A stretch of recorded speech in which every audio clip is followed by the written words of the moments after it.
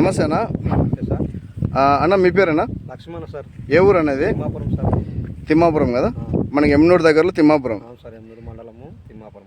మనం ఇప్పుడు మన తోటగానే ఎన్నిసార్లు స్ప్రే చేసినారన్న మన మందులు? 2 సార్లు స్ప్రే చేసినాను sir. Okay first time blue star కాంటా ప్లస్ స్ప్రే చేసినాను. ఓకే. బాగా నడిపోయింది, జీలు పోయింది, పెరుగుదల మరి 10 రోజుల తర్వాత ఐకాన్ కాంటా ప్లస్ మరి ఇంకా బాగా పెరుగుదల వచ్చింది. పూత బాగుంది, పురుగు పోయింది, నల్లి పోయింది, జీడు పోయింది. ఎక్కడ మనకేం దోమ పేను నల్లి పురుగు ఏం లేదు కదా? బాగుంది, ఏ ప్రోకామ్ అనేది లేదు.